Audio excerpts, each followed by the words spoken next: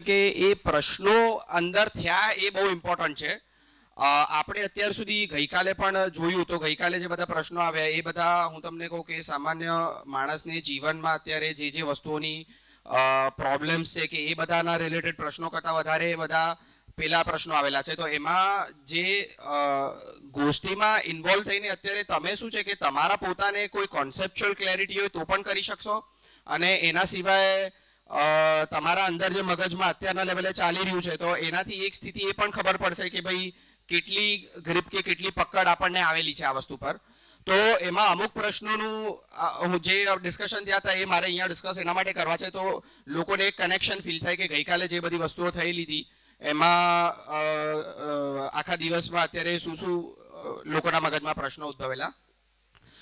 એક પ્રશ્ન ગુંજનભાઈએ બહુ સરસ ગઈકાલે કર્યો હતો.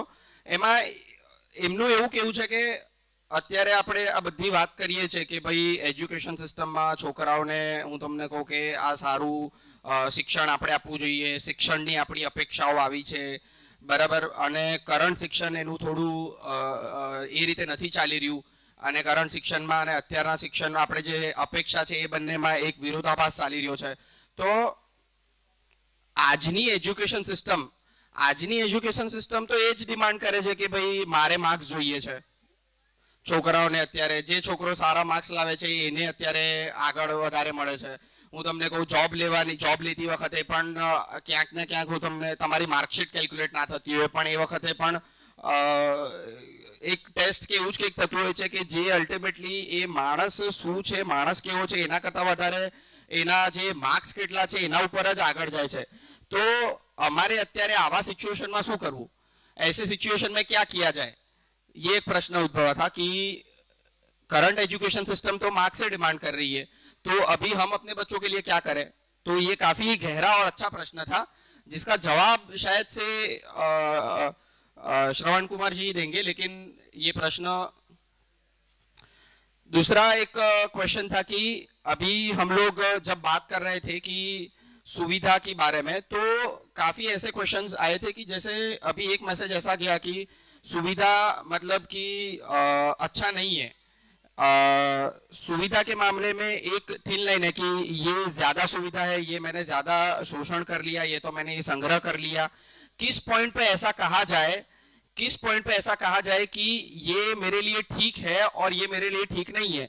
जैसे कि रात को एसी चला करके लोग सोते हैं और कुछ लोगों को एसी नहीं मिलता, तो क्या कह सकते हैं कि एसी चलाना ठीक है कि नहीं है.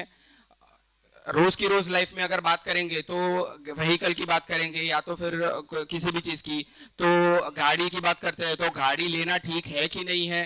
तो ऐसा कौन सा पॉइंट है जिस पॉइंट से हम लोग ये बाइफर्केशन कर पाए कि सुविधा ठीक है कि नहीं है. तीसरा एक प्रश्न ये था कि संग्रह अच्छा है कि बुरा है. वैसे देखा जाए तो अभी एक इनसिक्योरिटी बनी रहती है कि इनसिक्योरिटी में अभी मैं संग्रह नहीं करूंगा तो कल जाके मेरा मेडिकल आएगा, या तो फिर कल मेरे बच्चों का शिक्षण की बात आएगी, या तो फिर कोई ना कोई बेटी की या तो फिर बेटे की शादी की बात आएगी. तो कोई ना कोई आगे प्रसंग या तो फिर ऐसे आने ही वाले हैं, तो फिर संग्रह का क्या करें. तो संग्रह अच्छा है कि बुरा है, नहीं करेंगे तो फिर वो इनसिक्योरिटी सी रहती है. वो एक क्वेश्चन था. दूसरा एक क्वेश्चन ये था कि अभी जैसे सारे किसानों में ऐसा चला हुआ है कि आत्महत्या हो रही है और किसान नहीं मतलब उत्पादन नहीं करना चाहते, लोग खेती में से बाहर निकलना चाहते हैं. तो जब हम लोग इस चीज की बात कर रहे हैं कि साधन पर्याप्त है, हम लोग इस चीज की बात कर रहे हैं, तो खेती कोई करेगा ही नहीं तो पर्याप्त कैसे रहेगा, वो एक क्वेश्चन आया था. खाने में हम लोग बात कर रहे हैं कि भाई 18,000 किलो गेहूं की जरूरत है एक आदमी को अपनी पूरी जिंदगी में. तो 18,000 किलो उत्पादन अगर होगा ही नहीं, अपन 700 मतलब जैसे कि 700-800 करोड़ लोग हैं पूरी दुनिया में, तो उनकी अगर 18,000 से मल्टीप्लाई करेंगे तो टोटल उत्पादन होगा ही नहीं, उतना खेती लोग करेंगे ही नहीं, तो फिर हम लोग कैसे बोल रहे हैं कि ये पर्याप्त है. तो ये 3-4 क्वेश्चंस आए थे. दूसरा हम लोगों ने कल एक एक्सरसाइज ये किया था कि जब हम लोग सुविधा की बात कल कर रहे थे तो यहाँ पर जैसे पशु चेतना से मानव चेतना में ट्रांसफॉर्मेशन की एक बात हो रही है. तो पशु चेतना में सुविधा तो है ही, वैसे मानव को भी अपने शरीर की जरूरियात के लिए सुविधा की जरूरत है।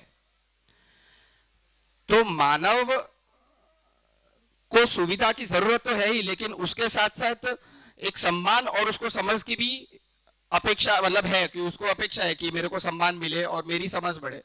तो पशु चेतना से मानव चेतना में हम लोग जो ट्रांसफॉर्मेशन की बात हो रहे, तो उसमें सुविधा में एक पॉइंट ये था कि सुविधा पशु के लिए अपने मतलब रहने के लिए या तो फिर खुशी, मतलब जो उसका पूरा जीवन है वो जीवन में रहने के लिए उसको पर्याप्त है, ऐसा हम लोगों ने यहाँ पर बताया। तो जब मानव की बात कर रहे हैं तो मानव के केस में वही सुविधा पर्याप्त कैसे मतलब हो पाएगी, मतलब जैसे क्वेश्चन हम लोगों ने एक एक्सरसाइज ये किया था कि अपने यहाँ पर हम लोग खुद अंदर ही देख सकते हैं कि जैसे कोई ऐसी चीज की कोई ऐसी घटना जिससे मैंने ऐसा सोचा था कि ये चीज मेरे पास आ जाएगी तो मैं खुश हो जाऊंगा, या तो फिर मेरा जो सारा दुख है वो चला जाएगा, मेरे पास कोई एक वस्तु ऐसी आ जाएगी। तो ऐसी वस्तु अपने दिमाग में सोचिए कि जो वस्तु आपके पास आई और आप हमेशा खुश रह लिए। तो ज्यादातर क्या मतलब वो किसी के पास हो ही नहीं सकता ऐसा, क्योंकि वस्तु से निरंतर सुख तो पॉसिबल है ही नहीं। लेकिन ये एक एक्सरसाइज हुई थी कि भाई ऐसा कौन सी चीज है कि जैसे कि फोन है, तो मैंने ऐसा सोचा था कि भाई ये फोन मेरे पास आ जाए तो मैं खुश हो जाऊंगा, लेकिन वो फोन आया, 10 दिन खुशी रही, अच्छा लगा, और फिर वो 10-15 दिन के बाद वो फिर से वो नॉर्मल होने लगा। तो जैसे हम लोग जो बोल रहे हैं कि मनुष्य को अपनी तृप्ति के लिए वस्तु या तो सुविधा हमेशा सुखी रखने के लिए पर्याप्त नहीं है। तो इस चीज का एक एक्सरसाइज हुआ था कि वो अपने हिसाब से ऐसा सोचे। तो ऐसी गोष्ठी में ऐसा हुआ था और काफी लोगों के कॉन्सेप्चुअल डाउट भी थे, तो वो कॉन्सेप्चुअल डाउट में भी क्लैरिटी हुई थी। तो कल से जो कुछ भी हुआ तो उसका एक हम लोग एक समरी फिर से ले लेते हैं, तो वो लोग कनेक्शन फील कर पाए। तो सबसे पहले तो हम लोगों ने जब बात शुरू की तो शुरुआत में ही हम लोगों ने एक प्रस्ताव रखा था श्रवण कुमार जी ने कि सबसे पहले जो चीज है वो माननी नहीं है, उसको जानना है। तो जब हम लोग इस पॉइंट की बात कर रहे हैं तो ये पॉइंट बहुत गहरा है, और गहरा इस संदर्भ में है क्योंकि जब तक ये रियलाइजेशन नहीं होगा कि ये भी चीज मैं मान के बैठा हूं, तब तक हम लोग इसमें से જે માણવાની અને જાણવાની વાત છે, માનવાની અને જાણવાની, તો માનવાની જે વાત છે એમાં અત્યારે એક એ એકદમ જ ડિફરન્સિએશન ફેક્ટર જે છે, તો એ આ શિબિરનો એકદમ માઇન્યુટ પોઈન્ટ છે પણ એકદમ ઇમ્પોર્ટન્ટ પોઈન્ટ છે કે હું અત્યાર સુધી કેટલી વસ્તુઓ માનીને બેઠો છું અને સામે મારે જાણવાનું છે। અને એમાં આપણે નેક્સ્ટ પોઈન્ટ આપણે શ્રવણ કુમારજીએ લીધેલો કે ઇકોનોમિક્સમાં અને અર્થશાસ્ત્રમાં અત્યારે આપણને જે બધી વસ્તુઓ ભણાવવામાં આવે છે તો એમાં કે આપણી આવશ્યકતાઓ એ અસીમ છે અને સાધન એ સીમિત છે, આપણને એવું ભણાવવામાં આવે છે। અને ગઈકાલે આપણે એ જ વસ્તુના આપણે ઘઉંનું એક્ઝામ્પલ લઈને આપણે એક વસ્તુ કરેલી કે આપણે સાધન માણસ માટે અત્યારના એક માણસ માટે નિશ્ચિત છે, એ અસીમ નથી। એને આપણે એવું નહીં કહીએ કે સીમિત છે, કારણ કે એ નિશ્ચિત છે કે ભાઈ એક માણસની એની લાઈફ ટાઈમમાં કેટલી વસ્તુઓ જોશે એ નિશ્ચિત છે, એ અનિશ્ચિત નથી। સામે હું તમને કહું કે સાધન અત્યારે જે લેવલ આપણે સાધનની વાત કરીએ છીએ તો સાધન એક પ્રસ્તાવ એવો છે કે પર્યાપ્ત છે, પણ અહીંયા જે પ્રશ્ન ઉભો થયો છે કે ભાઈ એ સાધન પર્યાપ્ત છે કે નથી, પહેલા તો ખેતી જ નહીં કરીએ તો શું થશે, આ એક પ્રશ્ન ઉભો થયો હતો। પછી એના પછી આપણે શિક્ષણની વાત કરી, તો શિક્ષણમાં અત્યારે આપણે જે બધા ભણી રહ્યા છીએ, છોકરાઓ બધા ભણી રહ્યા છે, આપણે પણ ભણીને બહાર આવી ગયા જે લોકો, તો એમાં શિક્ષણમાં કઈ કઈ વસ્તુઓ થઈ, બરાબર, અને એમાં આપણી પોતાની અપેક્ષાઓ શું હતી। આપણે અપેક્ષાઓ તો બધી એકદમ ઉચ્ચ કક્ષાની છે અને બધી લખેલી છે, પણ સામે હું તમને કહું કે આપણું જે ભણતર છે એ લાભોન્માદ, પછી ભોગોન્માદ અને કામોન્માદ, એના પર જ આપણું અત્યારે શિક્ષણ છે। તો આપણી એ અપેક્ષાઓ પૂર્ણ કઈ રીતે થશે એનો એક પ્રશ્ન ઉદ્ભવેલો છે કે એ બંને વચ્ચેનું જે આપણે જે કોન્ફ્લિક્ટ છે એ વસ્તુનો પ્રશ્ન ઉદ્ભવેલો છે। પછી એના પછી આપણે ત્રીજો કે છોકરાઓની વાત કરી, તો છોકરાઓના કેસમાં કે છોકરાઓ જન્મથી જિજ્ઞાસુ છે, જિજ્ઞાસુ એટલે એમનામાં એક કોન્સ્ટન્ટ એક એ વસ્તુની કે ભાઈ આ શું છે, કઈ રીતે છે એને જાણવું છે। એમને બહુ સરસ ગઈકાલે એક્ઝામ્પલ આપેલું કે પંખો ચાલે તો છોકરાનું આના લેવલે ધ્યાન જતું રહે, પછી અમુક ટાઈમ પછી એને નોર્મલ લાગવા લાગે કે આ પંખો આ રીતે જ ચાલે, ત્યાંથી સ્વિચ દબાઈ એટલે આ પંખો આ રીતે ચાલુ થઈ જાય। એટલે એ બધી વસ્તુઓમાં છોકરો જ્યારે નાનો હોય છે ત્યારે એને ઘણી બધી વસ્તુઓની સમજણ નથી હોતી। હવે એક બહુ સરસ એક્ઝામ્પલ છે કે આપણે અત્યારે છોકરાઓને ભણવા મોકલીએ છીએ કે ભાઈ એ ભાષા શીખી જાય, કાં તો હું તમને કહું કે એ બધી વસ્તુઓ, પણ પ્રેક્ટિકલી જોઈએ તો છોકરો જ્યારે ભણવા પણ સ્કૂલમાં જાય છે એના પહેલાં કેટલી બધી વસ્તુઓ આપણા ઘરેથી શીખી જાય છે કે આપણે જોઈએ તો એ છોકરો 1-1.5 વર્ષનો થાય ત્યાં સુધી એ ચાલતા શીખી જાય છે. તો ચાલતા શીખી જાય છે તો એ કઈ રીતે શીખે છે? આજે એના સામે એક આપણે બધા રેફરન્સ ઊભા છીએ, આટલા બધા માણસો ચાલે છે એટલે એને ખબર પડે છે કે નહીં 2 પગે આમ કરીને ચલાય એટલે એ ટ્રાયલ કરે છે, એમાં એ ફેલ થાય છે, પાછો ટ્રાયલ કરે છે, ફેલ થાય છે, એને એ પાછો ટ્રાયલ કરે છે, અને ટ્રાયલ કરતા કરતા એના સમજણમાં એક આવી જાય છે કે નહીં આ મારે આ રીતે કરીએ એટલે ચાલવાનું. એના પછી એક વખત એ જાણે સમજણ આવી જાય છે કે નહીં આ રીતે ચલાય, પછી એ છોકરો તમે જુઓ તો એ 3 વર્ષનો 4 વર્ષનો છોકરો ગમે તેટલું રમતો હોય પણ એને આપણને એવું લાગે કે પડી જશે, પણ એ નહીં પડે. એટલે એક એ વસ્તુની છે. તો એમાં એક જે સમજણના લેવલે તો એ જે આપણું આચરણ જોઈને શીખે છે એ જ વસ્તુમાં આપણે વિચારવાની જરૂર છે કે આપણે 3-4 વર્ષનું કે 5 વર્ષનો છોકરો થાય ત્યાં સુધી એ આચરણ આપણા કેટલા એવા છે કે જેમાંથી એ આપણે ન ઈચ્છતા હોય એવી વસ્તુઓ પણ એ લઈ લે છે આપણા પાસેથી. તો એક વસ્તુ પોઈન્ટ છે. બીજો એક તો કે એમને જે 4 પોઈન્ટ કીધા કે છોકરો જિજ્ઞાસુ છે, ન્યાયનો યાચક છે, એ ઓલવેઝ સંબંધોની સત્યનો વક્તા છે કે ઓલવેઝ એ સાચું જ બોલશે. જ્યાં સુધી એને ખબર નહીં પડે એને સમજણમાં એવું આવી જશે કે નહીં આવું ખોટું બોલીએ તો એ ચાલે. અને ક્યાંક ને ક્યાંક એ આચરણથી જ શીખે છે કે એને ક્યાંક એના સામે એક રેફરન્સ ઊભો છે કે ભાઈ આ માણસ ખોટું બોલે છે ને એ ચાલે છે એટલે આપણે ખોટું બોલી શકીએ. એવું જ્યાં સુધી એ છોકરાને ખબર ના પડે, આજુબાજુ જોયે નહીં વાતાવરણમાં, ત્યાં સુધી તો છોકરાને ખબર જ ના પડે ખોટું બોલાય. એટલે એ ક્યાંક ને ક્યાંક એ છોકરાઓ ખોટું બોલતા શીખે છે, એ આપણા આચરણના લીધે જ શીખે છે. પછી બીજો એક અત્યારે પોઈન્ટની વાત થઈ તો આપણે 4 અવસ્થાઓની વાત કરી, અને શિક્ષણમાં અત્યારે આપણે જે વાત કરી તો શિક્ષણમાં એક બહુ જ સારો પોઈન્ટ હતો કે ભાઈ શિક્ષણ શેના માટે જરૂરી છે. તો જ્યારે આપણે પદાર્થ અવસ્થાની વાત કરીએ છીએ તો પદાર્થ અવસ્થા એટલે આપણા આજુબાજુ જે પણ આપણે જે જીવતી જાગતી વસ્તુઓ નથી કે આ પંખા છે, પથ્થર છે, માટી છે, ધાતુ છે, મણી છે, તો એ બધી વસ્તુઓમાં આચરણ નિશ્ચિત છે. જ્યારે આપણે આચરણ નિશ્ચિતની વાત કરીએ છીએ ત્યારે આપણે એક ઘણા સરસ એક્ઝામ્પલ એવા છે કે લોખંડ છે, તો લોખંડને આ હોલ બનાવવા માટે કે એક બિલ્ડિંગ બનાવવા માટે, એક ઘર બનાવવા માટે કેટલું લોખંડ વાપરવું પડશે એની આપણને એક સ્પષ્ટતા છે. આપણે આ ઘરમાં આટલું લોખંડ વાપરીએ અને બીજા ઘરમાં બીજું એટલું જ લોખંડ વાપરીએ તો બંને ઘર ઓલમોસ્ટ સિમિલર સ્ટ્રેન્થના બને છે. તો એની આચરણની નિશ્ચિતતા છે કે ભાઈ આ લોખંડ આટલું વાપરીએ એટલે આટલું જ આવશે, અને એ બધાને એ ખબર જ છે. એ આપણે આચરણની નિશ્ચિતતાની વાત કરીએ છીએ. પછી સામે જ્યારે પ્રાણાવસ્થાની વાત કરીએ છીએ તો પ્રાણાવસ્થામાં અત્યારે આ બધા ઝાડ અને જે છે તો એ બધામાં આપણે જોઈએ તો જેમાં આંબાનું ઝાડ છે તો આંબાના ઝાડમાં અગર ગોટલી વાવીએ તો એ આંબો જ ઉગે, એમાં સંતરું ના થાય, એની આચરણની નિશ્ચિતતા છે. પછી આપણે પશુ પક્ષીના ની વાત કરીએ તો પશુ પક્ષીમાં વંશવિધિથી નિશ્ચિત છે કે કૂતરાનું બચ્ચું કૂતરું જોઈએ અને ઘોડાનું બચ્ચું ઘોડો જોઈએ ને, અને ઘોડો એને ઘોડાનું બચ્ચું ને એવું નથી કે હું કૂતરાને જેમ બિહેવ કરવા લાગુ, એના ઘોડાને જોઈને ઘોડાના રીતે જ બિહેવ કરે. અને જ્યારે માણસોની વાત છે તો માણસોના કેસમાં અત્યારે આપણે જ્યારે કહીએ છીએ આચરણ અનિશ્ચિત છે ત્યારે આપણે શું કહેવા માંગીએ છીએ કે આચરણ અનિશ્ચિત છે એટલે એક જ પરિસ્થિતિના અંદર 2 માણસો સેમ નહીં વર્તે.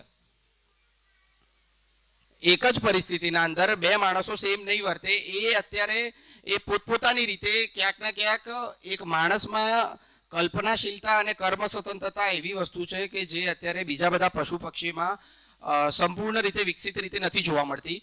એટલે એમાં ક્યાંક ને ક્યાંક એક માણસનું આચરણ નિશ્ચિત નથી, અને માણસનું આચરણ નિશ્ચિત એ સંસ્કાર વિધિ છે, અને એ સંસ્કાર આપવા માટે પણ આપણે શિક્ષણની જરૂર છે. અને શિક્ષણનો મેઇન જે ગોલ છે, હેતુ છે, શિક્ષણ શેના માટે, તો શિક્ષણ એ સંસ્કાર વિધિની પરંપરા બનાવવા માટે જ આપણને શિક્ષણની જરૂર છે.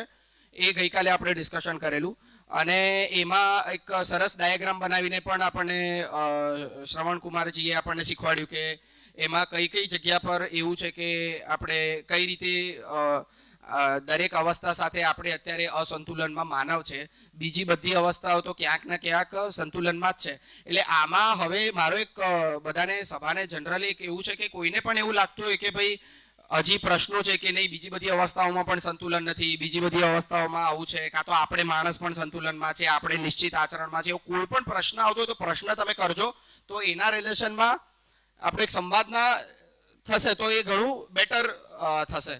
પછી આપણે હા વાત કરી કે અહીંયા આગળ જે ડાયાગ્રામથી બનાવ્યું છે કે ભાઈ પદાર્થ અવસ્થા છે જે તો એ પશુ સોરી પેડ પૌધાની આપણે જ્યારે ઝાડની ને એ બધાની વાત કરીએ છીએ તો એના કરતાં પદાર્થ અવસ્થા અનેક માત્રામાં છે. સિમિલરલી આપણે જ્યારે પશુ પક્ષીની વાત કરીએ છીએ તો પશુ પક્ષી હું તમને કહું કે પેડ પૌધા કરતાં અત્યારે હું તમને કહું કે અનેક માત્રા ઓછી છે. અને જ્યારે માનવની વાત કરીએ તો માનવ પણ એ પશુ પક્ષીના કમ્પેરિઝનમાં ઘણું ઓછું અત્યારના લેવલે છે. એટલે એ સંતુલન ઓલરેડી પ્રકૃતિનું છે જ. અને એ સંતુલનમાં ખાલી માણસની આચરણની નિશ્ચિતતાની એક વાત છે. પછી સુવિધાની અને આપણે સન્માનની અને સમજની વાત કરી તો સન્માનનો એક બહુ સરસ પોઈન્ટ જે ગઈકાલે ડિસ્કશન થયો કે સન્માનની આપણે આપણી પોતાની સન્માન માટેની બીજા પાસેથી અપેક્ષા હોય છે કે ભાઈ આ માણસ મને સન્માન આપે, બરાબર, કે મને સન્માન મળે. પણ સન્માન પ્રેક્ટિકલી જોઈએ તો એમને ગઈકાલે વાત કરી કે સન્માન તો આપણા અંદર જ છે. એ મારા અંદરનો ભાવ છે સન્માનનો. અને એ ભાવ કઈ રીતે એ જાળવી રાખી શકીએ એ જ કે અત્યારે મને કોઈ વસ્તુ એમ કહી જાય છે કે ભાઈ કે કોઈની આપણે લગ્નની વાત કરીએ તો કોઈએ સાદી રીતે લગ્ન કર્યા, કોઈએ સાદી ગાડી લીધી છે, કોઈએ બહુ મોટી ગાડી લીધી છે. તો એ અત્યારે હું તમને કહું કે પેલાય મોટી ગાડી લીધી એનાથી મારું સન્માન ઓછું થઈ ગયું. હું એનો પાડોશીએ ગાડી મોટી લીધી, કાં તો પછી હું તમને કહું કે પાડોશીએ રિસેપ્શન મોટું કરી નાખ્યું એના લીધે હવે મારે મોટું કરવું પડશે. એના હું અંદર પોતે નહીંતર મારા સમાજમાં મારો સન્માનનું શું થશે. એ આપણે જે વાત કરીએ છીએ કે બીજા આપણને અપેક્ષા આપે છે એમાં ક્યાંક ના ક્યાંક જોવાની જરૂર છે કે સન્માન મારા અંદર જ છે કે બીજો શું કરે છે એના કરતાં વધારે મારા પોતાના અંદર શું સ્થિતિ ચાલી રહી છે. તો એ વસ્તુનું ગઈકાલે આપણે ડિસ્કશન થયું હતું. અને બીજું કે સમજની વાતની છે તો અત્યારે જ્યારે આપણે માનવની વાત કરીએ છીએ તો માનવના કેસમાં એ સમજવાની એક શક્તિ છે કે જે આપણે કહી શકીએ કે માણસ સમજી શકે છે. અને એમાં આપણે ઘણા એક્ઝામ્પલ એ રીતે પણ જોઈએ તો જ્યારે શિક્ષણ પણ આપણે કરીએ છીએ તો આજના શિક્ષણમાં પણ આપણે જે ખોટું તો ખોટું પણ અત્યારે આપણને જે વસ્તુઓ જે અંદર આપણે ઉતારી શકીએ છીએ અને જે સમજી શકીએ છીએ તમે પ્રેક્ટિકલી જુઓ તો માણસ એકલો એવો છે કે જેને અત્યારે સ્કૂલની જરૂર પડે છે. માણસ એકલો એવો છે કે જેને અત્યારે હું તમને કહું કે એક સમાજ અત્યારે પોતે લઈને બેઠો છે. નહીતર પશુ પક્ષીમાં કોઈ સ્કૂલની જરૂર નથી, કશું જ જરૂર નથી, તો પણ પશુ પક્ષી એનું જીવન અત્યારના લેવલે એ સારી રીતે જીવી શકે છે. એટલે આપણે ગઈકાલે જે બધા પોઈન્ટ્સની વાત કરી એનું એક સમરી હતું. હવે બધા આવી ગયા હોય તો મારે એક ડિસ્કશન આના રિલેશનમાં કહું હતું ટાઈમના રિલેશનમાં. આપણે 9 વાગ્યાનો ટાઈમ આપણે ફિક્સ રાખીએ છીએ. જો આપણે એનાથી વહેલું કરવું હશે તો આપણે એ આજે જણાવી દઈશું. અગર એનાથી લેટ તો કરવાનો સવાલ આવતો જ નથી. એટલે 9 વાગ્યાનો ટાઈમ આપણે રાખવો છે. એમાં ઘણા બધા લોકો થોડુંક આપણે 9 વાગે જ્યારે વાત કરીએ છીએ ત્યારે આપણે અહીંયા સ્થાન ઉપર 9 વાગ્યાની વાત નથી, આપણે અહીંયા આગળ સેશન ચાલુ કરવાની વાત છે. એટલે પોતાનો ટાઈમ બધા 8:30 વાગ્યાનો કે 8:15 વાગ્યાનો જ સમજીને આવે કે નાસ્તો કરવામાં થોડો ટાઈમ જવાનો છે, થોડું અત્યારે કોઈ પોઈન્ટ્સના ડિસ્કશન કરવા હોય, કંઈ પણ કરવા હોય તો આપણે 9 વાગે શાર્પ કઈ રીતે ચાલુ કરી શકીએ એનો આપણે બધા એક કમિટમેન્ટ અને એક સંકલ્પ આપી શકીએ બધા જ લોકો. આપણે 9 વાગે શાર્પ ચાલુ કરી દેવું છે. આપણે એ વસ્તુમાં અત્યારે આપણે ટાઈમ વેસ્ટ કરીએ બિલકુલ બરાબર વ્યાજબી નથી આપણા માટે. એટલે એ વસ્તુનું એક પોઈન્ટ आधारित कुछ जो कंटेंट है इससे जुड़े हुए कुछ गीत भी हैं तो अनु उसको गाती हैं. अनु ने कुछ अपने भी बनाए हैं तो मेरा आग्रह है कि एक गीत आप रखें जिससे कि धन्यवाद भैया. नमस्ते सभी को. मेरा नाम अन्नू है और मैं एमपी से हूँ. मैं यहाँ उपस्थित परम पूज्य गुरु जी को प्रणाम करती हूँ जिनकी वजह से, जिनकी कृपा से मैं आज आप सभी के बीच में उपस्थित हूँ और उन्होंने ही मुझे ये रास्ता दिखाया है. तो बहुत बहुत कृतज्ञता अर्पित करती हूँ और श्रवण भैया को भी बहुत बहुत धन्यवाद कि वो हम सबके बीच में एक देने की कृपा कर रहे हैं. और बाकी सभी को फिर से नमस्ते. शिकवा नहीं किसी से, किसी से गिला नहीं, शिकवा नहीं किसी से गिला नहीं, जीवन समझ न पाया, सुख तो मिला नहीं। जीवन समझ न पाया, सुख तो मिला नहीं। शिकवा नहीं किसी से गिला नहीं, जीवन समझ न पाया, सुख तो मिला नहीं। मैं को शरीर माना, बहुभोग ही कमाया।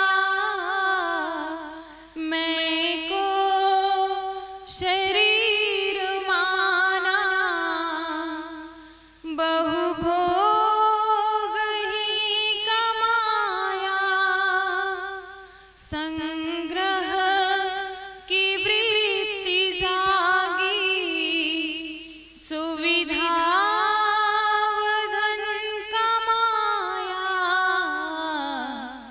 भ्रम भावना में भटके, सच तो मिला नहीं। भ्रम भावना में भटके, सच तो मिला नहीं। जीवन समझ न पाया, सुख तो मिला नहीं। जीवन समझ न पाया, सुख तो मिला नहीं।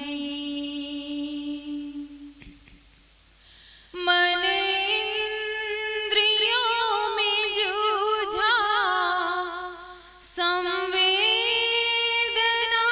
ने लूटा। मन इंद्रियों में जूझा, संवेदना ने लूटा।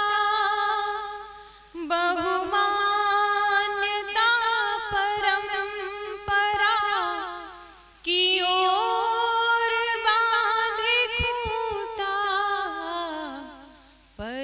परतंत्रता के कारण मार्ग मिला नहीं। परतंत्रता के कारण मार्ग मिला नहीं। जीवन समझ न पाया, सुख तो मिला नहीं।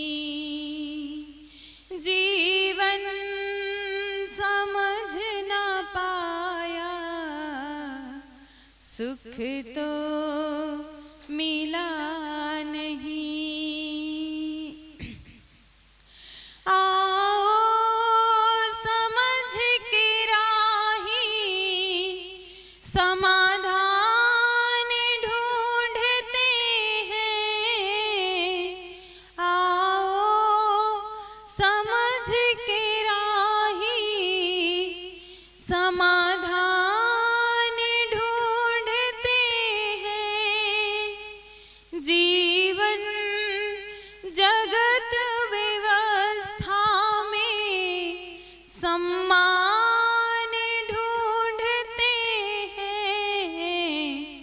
हम हैं कृतज्ञ उनके जो दिए राह शुभ सही। हम हैं कृतज्ञ उनके जो दिए राह शुभ सही। जीवन समझ न पाया सुख तो मिला नहीं। जीवन समझ न पाया सुख तो मिला नहीं।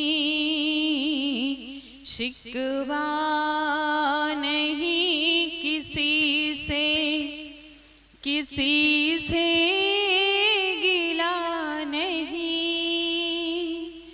जीवन समझ न पाया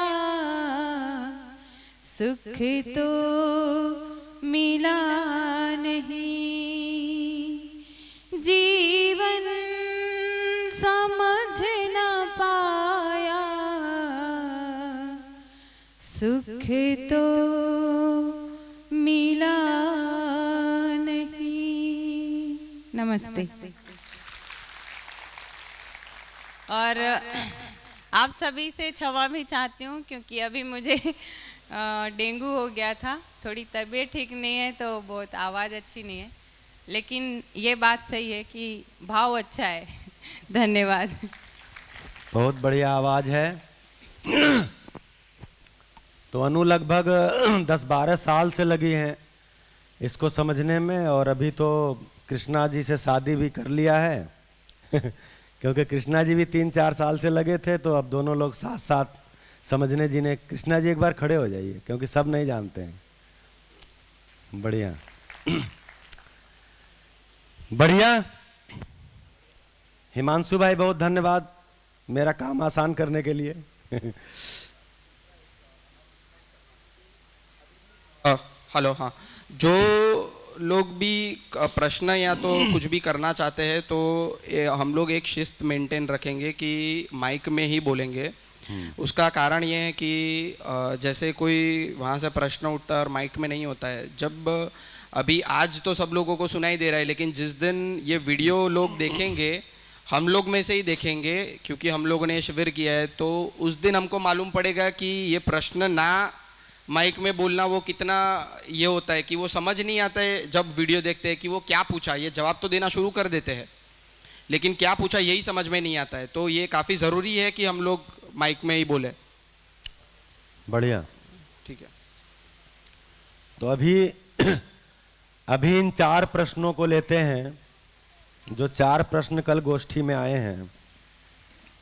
पहला प्रश्न है कि अभी की शिक्षा तो अंक पर आधारित है, तो यदि शिक्षा अंक पर आधारित है तो जो कुछ भी हमारा ज्ञान है वो अंक में नापा जाता है। मतलब मुझे जीना कितना आता है इसके आधार पे मेरा एग्जाम नहीं होता, बल्कि जो कुछ भी पढ़ाया गया है वो आपको कितना याद हो गया है, कितना आप उसमें बढ़िया लिख सकते हैं, उसके आधार पे हमारा परीक्षा होता है। तो आपको एक सूचना दूंगा कि एनसीएफ 2005 में जो प्रोफेसर यशपाल देश के बड़े साइंटिस्ट रहे, अभी जल्दी ही उनका निधन हुआ है, उनकी अध्यक्षता में वो डॉक्यूमेंट लिखा गया। तो उसमें लिखा गया है कि परीक्षा की प्रकृति में पूरा बदलाव किया जाए। ये सजेशन 2006 में आ चुका था कि अभी जो परीक्षा की प्रक्रिया है वो ठीक नहीं है। हम लोगों के ज्ञान को अंक में लेकर के आते हैं, जबकि ज्ञान अंक से अलग है। ज्ञान को डिजिट में हम माप नहीं सकते। तो उसमें लिखा भी है कि बच्चे जो है परीक्षा तो पास कर लेते हैं लेकिन जिंदगी में फेल हो जाते हैं।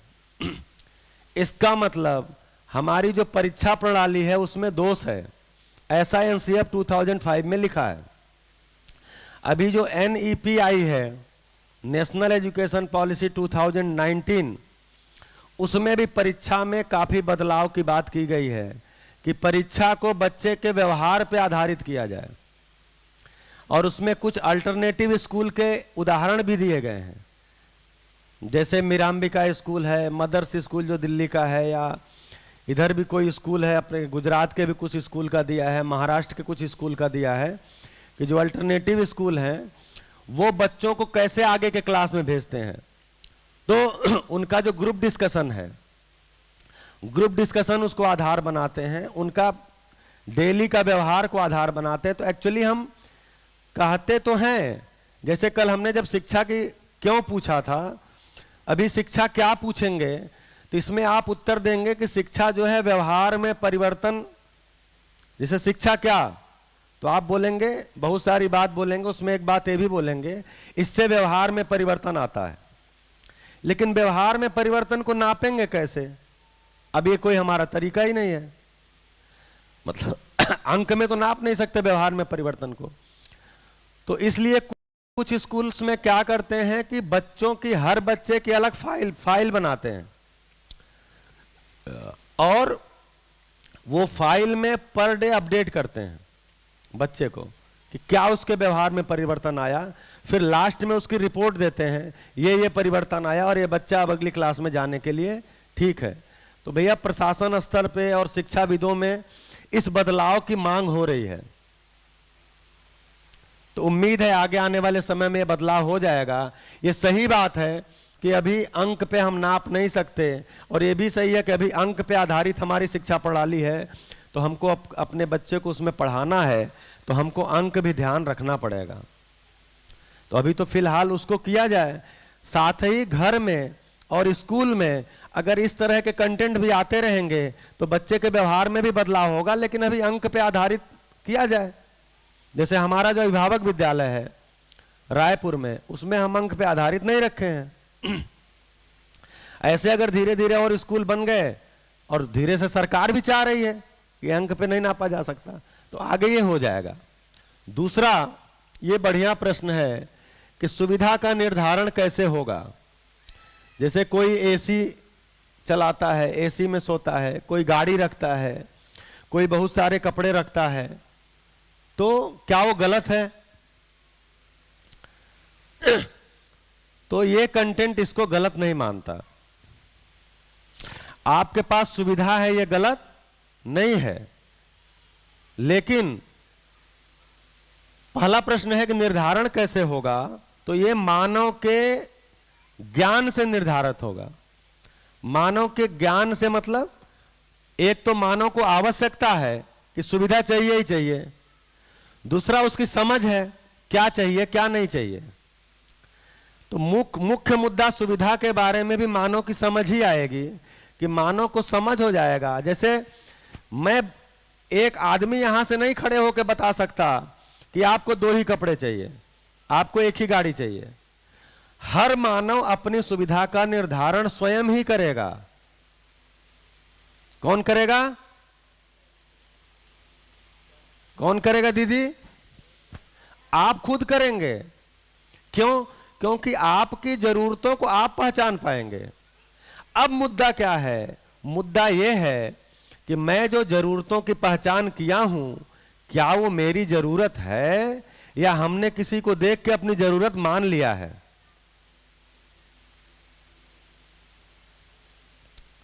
यह मुद्दा है कि मेरी जो आवश्यकता है, क्या वास्तव में मेरी आवश्यकता है, या मैंने किसी को देख के अपनी आवश्यकता को पहचान लिया है। तो इसमें एक सूत्र काम करता है, दूसरों से प्रभावित हुए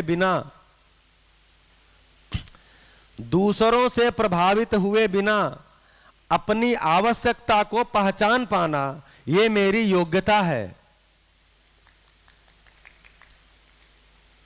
सब तक बात गई? दूसरों से प्रभावित हुए बिना अपनी आवश्यकता को पहचान पाना, यह मेरी योग्यता है। अभी तो हम अपनी आवश्यकता को पहचान ही नहीं पाते। या तो पड़ोसी को देखते हैं, या टीवी में एडवर्टाइजमेंट देखते हैं, या मॉल में जा करके देख करके वहां अच्छा ये सामान है, कोई नया चीज आया होगा, ये भी ले लेते हैं। अच्छा ये क्या है, हाँ ये भी कुछ नई चीज आई, ये भी ले लेते हैं और ले आके घर में किसी कोने में रख देते हैं। तो क्या हो गया, जैसे जैसे हमारे पास पैसा आया वैसे वैसे एक थेरेपी आ गई जिसको रिटेल थेरेपी बोलते हैं। आप सुने रिटेल थेरेपी? रिटेल थेरेपी सुने हैं? तो रिटेल थेरेपी यही है कि हम पूरे सप्ताह हम अपना भाग दौड़ करते हैं, काम वाम करते हैं, वीकेंड आता है, सप्ताह का अंत आ जाता है, सोचते हैं यार बोर हो रहे हैं, क्या करें, चलो शॉपिंग करके आते हैं। तो शॉपिंग करने चले गए, वहां क्या करते हैं, ये भी ले लो, ये भी ले लो, वो भी ले लो, वो भी ले लो, ये भी अच्छा होगा, वो भी अच्छा होगा, ये भी बढ़िया होगा, वो भी बढ़िया होगा, सब बढ़िया ट्रॉली में लाद के और बिल कटा के लेके चले आए और घर में रख दिए। तब तक वीकेंड फिर आ गया। एक सप्ताह बीता था, वीकेंड फिर आ गया और आदमी तो बोर हो ही रहा है। भाई अपना काम दूसरों को आउटसोर्स कर दिया है तो बोर होगा नहीं तो क्या होगा। कपड़ा कोई और धुलेगा, झाड़ू कोई और लगाएगा, पोछा कोई और बनाएगा, खाना कोई, मतलब तो हमने क्या किया है, सारे काम को आउटसोर्स कर दिया है, तो हम बोर होते हैं। तो बोर होते हैं तो क्या करेंगे, शॉपिंग करके आते हैं, फिर चल दिए शॉपिंग के लिए। तो घूम घाम के शॉपिंग करके आए, अपना गाड़ी में सामान रख के ले आके फिर किसी कोने में भर दिए। ऐसे कर करके हमने अपने घरों को कबाड़ खाना बना दिया। मतलब इतने सामान ले आके रख दिए, उसकी उपयोग ही नहीं है, उपयोग ही नहीं होता। आप ले आकर रख दिए, उसकी उपयोगिता ही नहीं आपको है, आप भर दिए केवल। ये हो गया हमारी मानसिकता। तो कचरा हमारी मानसिकता में है, हम मानसिक रूप से कबाड़ी हैं। कबाड़ इकट्ठा करते हैं। तो ये चीज निर्धारित हर मानव करेगा। कौन सा मानव करेगा? जिसको समझ हो जाएगा, जिसका शिक्षा संस्कार हो जाएगा। इसलिए इस मंच से खड़े होके या किसी भी मंच से खड़े होके कोई नहीं बता सकता कि आपकी जरूरत क्या है। अब मान लीजिए आपका व्यवसाय ऐसा है कि आपको प्रतिदिन 200-250 किलोमीटर 300 किलोमीटर चलना पड़ता है, तो आपको बड़ी गाड़ी चाहिए, बड़ी पहिए वाली चाहिए, आरामदायक चाहिए, जिससे कि पीठ को, कमर को आराम भी मिले। मेरी नौकरी, मेरा व्यवसाय ऐसा है कि मुझे 2-4 किलोमीटर जाना है और सप्ताह में एक आध बार ही बड़ी गाड़ी, मैंने कार चाहिए होता, नहीं तो हमारा बाइक से काम चलता है, या रोज हम कार से भी जाते हैं तो 2-4-10 किलोमीटर ही जाते हैं, तो मुझे उस ढंग की कार चाहिए। लेकिन प्रॉब्लम क्या है कि हम इनकी कार देख करके हम परेशान हैं। इनकी तो बड़ी है, मेरी तो छोटी है बिचारी। इसको देख के तरस आता है इस गाड़ी को। तो ये क्या चीज है? ये हमारे शिक्षा संस्कार में, मेरी मान्यताओं में है। मैंने मान लिया है कि बड़ी गाड़ी वाले सुखी होते हैं, बड़ी गाड़ी वाले खुश होते हैं, बड़े बंगले वाले खुश होते हैं, एसी बढ़िया वाली लगाने वाले सुख होते हैं। ऐसा हमने मान लिया है। तो ये कौन तय करेगा? तो बड़ी गाड़ी भी चाहिए, छोटी गाड़ी भी चाहिए, बड़ा मकान भी चाहिए, छोटा मकान भी चाहिए, सब अपनी अपनी जरूरत तय कर ले। हर मानव अपनी जरूरत के अनुसार बना लेगा, हर मानव अपनी जरूरत के अनुसार रख लेगा। लेकिन जब दूसरे की बड़ी गाड़ी देख के मेरे अंदर हीन भावना आती हो तो समझ जाइए आपका शिक्षा संस्कार हुआ नहीं है, आप मानव हुए नहीं हो, आप विश्वास से भरे नहीं हो, आप अविश्वास में हो, आप दरिद्रता में हो। आपकी जरूरत नहीं है, फिर भी किसी की गाड़ी देख के आपको हीन भावना आ रही है। आपको जरूरत नहीं है, फिर भी किसी का बड़ा मकान देख के आपको हीन भावना आ रही है। तो क्या चीज है? ये मेरी अपनी मानसिक स्थिति है, वस्तु का दोष नहीं है। तो देखिए, गाड़ी बड़ी हो, गाड़ी छोटी हो, मकान बड़ा हो, मकान छोटा हो, ये मुद्दा ही नहीं है। मैं कितना विश्वास पूर्वक जीता हूं, ये मुद्दा है। मेरे विश्वास की कमी, मैं सोचता हूं मेरे अंदर के विश्वास की कमी मैं गाड़ी से भर लूंगा, मैं कार से भर लूंगा, मैं कपड़ों से भर लूंगा। तो विश्वास एक भाव है, और वो कितना चाहिए आपको? कितना चाहिए विश्वास?